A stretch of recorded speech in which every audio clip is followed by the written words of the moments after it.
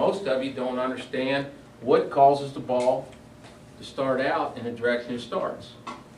Why does the ball curve? We can go take all these lessons. He can tell you keep your head down, left arm straight, transfer your weight and all that stuff. But the fact of the matter is, right there at the bottom, right where, you know, rubber meets the road or the club meets the ball at the dirt, that's the bottom line that I'd like to go over with you.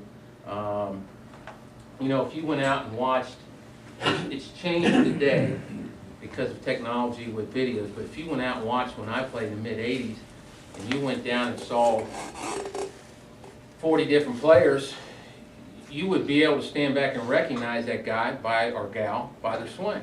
Well, today, because of video, when we get everybody down, you can't tell the difference, or maybe that's just because I'm getting older and don't see as well. But again, it comes down to it.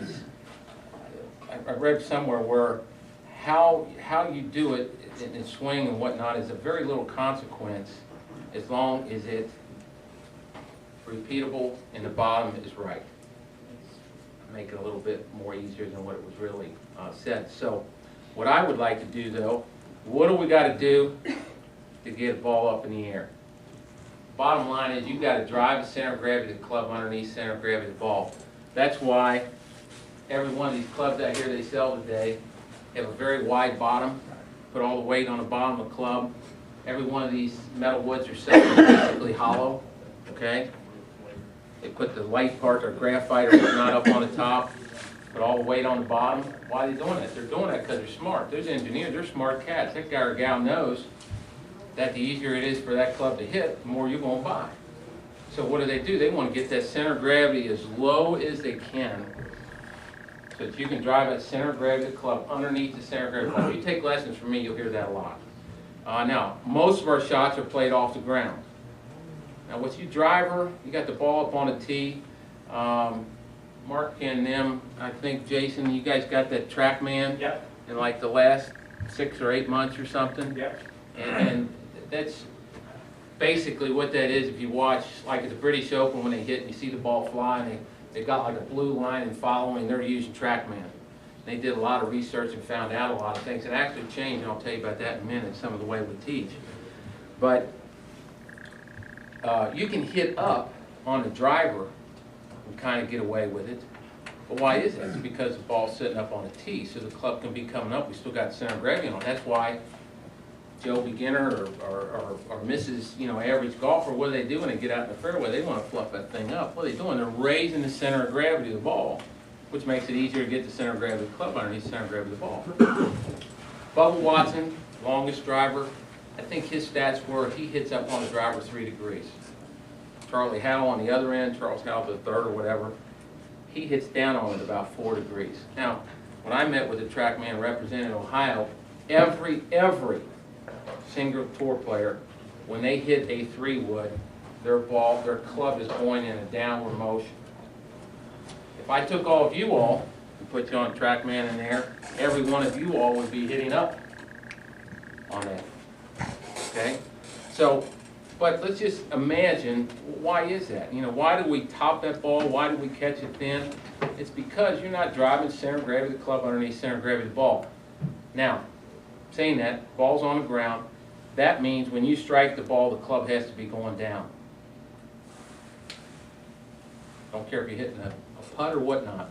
For you to hit a ball solidly, that club has to be going down when you strike it. Okay? Well, how do we do that? Well, the bottom of your swing will always be underneath your center of gravity. In Tiger Woods' book, How I Play Golf, he said the bottom of the swing will always be underneath the sternum. Well, if the bottom of our swing, if we have to hit the ball when the club's going down, and our swing will bottom out underneath our center of gravity, that means our center of gravity has to be on the target side of the ball before you hit it. If you're a right-handed golfer, you'd be on your left foot. A left-handed golfer, you'd be on your right foot. Okay? I call them back foot Billies or back foot Betties. They're always back here hitting up, think they need to scoop to get the ball up in the air, and it's just the opposite. If you hit a rock, you're going to skip it across the lake, you bend down here to get down real low to get that thing, coming in low, and it'd skip on you, right? Well, that's the way most of you all hit clubs. You hit behind it, especially when the ground is hard as it is now. You either chunk it in the ground and the club bounces on you. But if you were throwing it real steep, it'd bounce out real steep. Well, golf's the same way. These guys now, like the Sean Foley guys teaching Tiger now, or these stack and tilt guys, or this one plane swing, they literally want you to stand more weight on your left. They're not so much worried about, there's this word weight transfer is kind of a thing that's kind of being eliminated. They want you to stand on that left, and then when you go to hit it, assuming you're right-handed, they want you to go further left. Why are they doing that? Because for you to hit the ball solidly, your center of gravity has to get on the target side of the ball so that the club will be going down when you strike it, the club will bottom out, and then come back out. In Bobby Clampett's book, he wrote a book about 3 or 4 years ago. They did a study.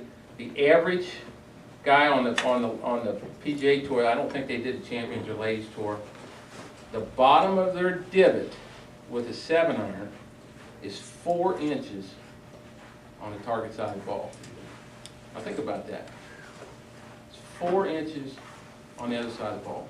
Now, is this anything new or great? No. That's always been a fact of the matter. But you had to get your weight over. I mean, physics hasn't changed any. Do they teach differently? Well, yeah, I used to go take a lot of lessons from a guy by the name of Jimmy Bauer. He got you in your right side and did all this. But, if you look at old Arnie, he used to hang on top of that. Nicholas said Jack Grout, who taught him to play, would grab his hair so his head didn't move. Well, and then he had that big old long leg, the big hard leg driver. What's he doing? He's getting that center of gravity on the left side of the ball. So most of you all need to most of you all need to get that same thing going. We need to get that so we can hit it when we're going down.